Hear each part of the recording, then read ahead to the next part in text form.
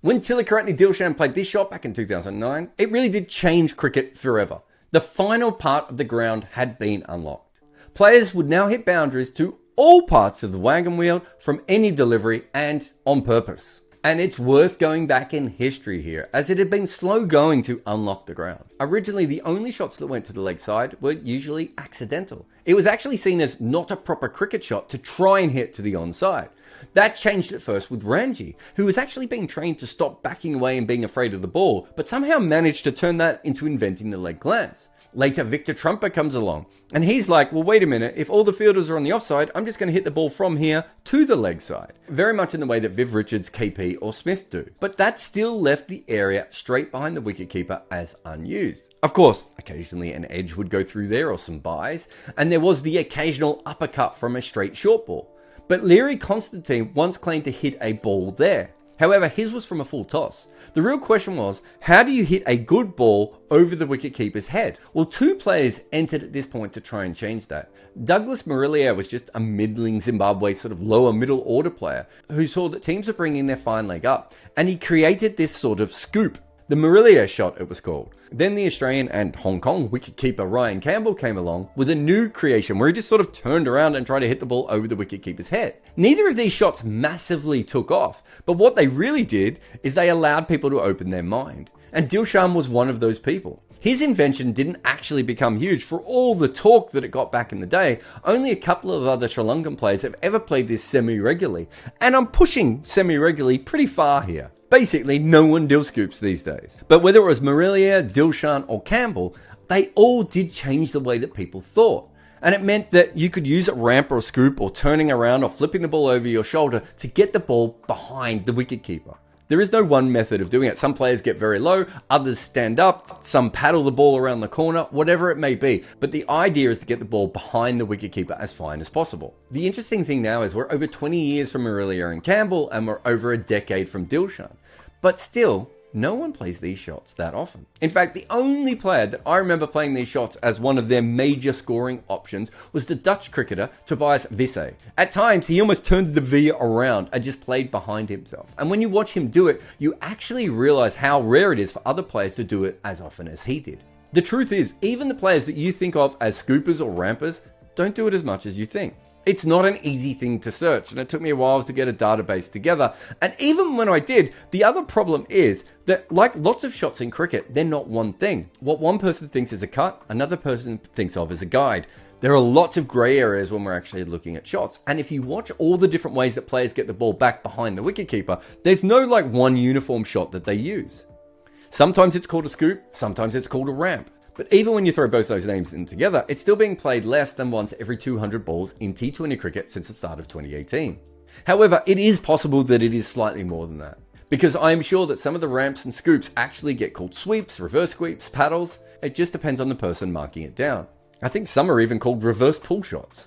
But even when you factor in all those, it's still not a lot of shots. But the weird thing is, there's an incredibly high yield shot. It has a huge strike rate when you actually play it. And if you factor in the average as well, you can see that the ramp is still one of the fastest scoring shots, but it also has a pretty decent average considering how difficult it is to play.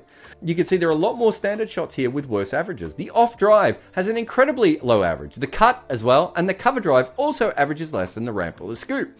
This suggests that modern cricketers aren't even playing this shot enough, because it should be dismissing them far more often. Because you are talking about a shot where you have to premeditate the delivery when a bowler is bowling at 75, 80, 85, 95 miles an hour. It's quick, and you have to completely change your batting stance into a very weird position. And quite often, players are still moving. And then there are so many other things that can go wrong. A slow ball takes the pace off, and it means that it won't fly, so you have to flap at it harder. You can also get in a tangle if someone bowls a surprise short ball to you. Not to mention that if the ball ends up anywhere where you don't expect, it could just go horribly, horribly wrong. And when you fix all of that, you still have the fact that you're playing without a straight bat quite often, or with like an angled bat trying to flip the ball back over your head.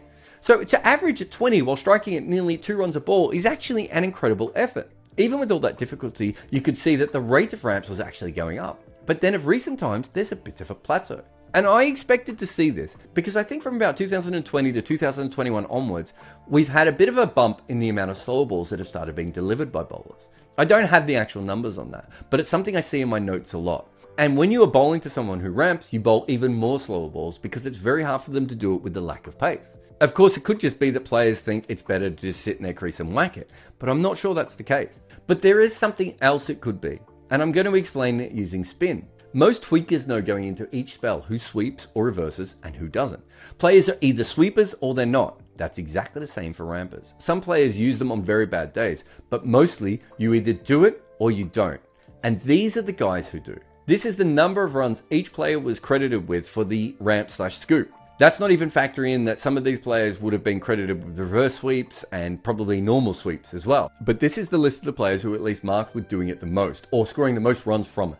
And watching all of these plays, it makes complete sense. Let's start with Butler, as he's the person that really made this a far more widespread shot when he exploded with it on the international scene. But he only scores 1.2% of his runs from this shot. That's just not a lot. He plays it about as often as he plays a leg glance. But everyone thinks of him as a ramper or scooper. No one thinks of Josh Butler, the leg glancer. And if you look at QDK, you'll find that he's also ramping about 1.2% of the time. But you can see from his shot diet, it's not as varied as Butler. And of recent times, I think he's probably playing that shot more than most people is. But that's because he doesn't have as many weapons. But he's still not relying on the scoop to get a lot of runs from. When we get to Sky, we see there is a small step up. Him at 2% might not seem massive, but it's clearly a lot more than the other two, and I wonder if he even has a few extra ones that are called sweeps. But Josh Philippe has an even more significant jump than Sky, and if you've seen him playing, I think you'll know that this makes a lot of sense.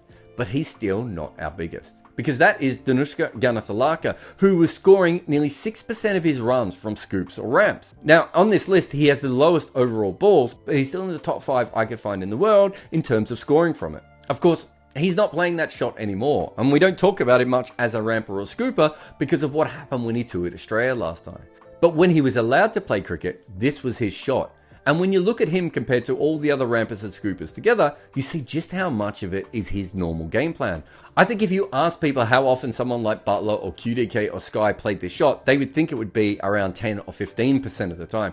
And you can see how rare it actually happens. And it is a peculiar shot because we talk about it so often and it is played so rarely. Like for instance, when I went back through the footage of Dilshan's innings, even Knox, I was positive that he had played this shot a lot. I realized he just didn't play it as much as I remembered. So the impact on a per game basis is very, very small. But what this shot has really done is changed how we look at cricket.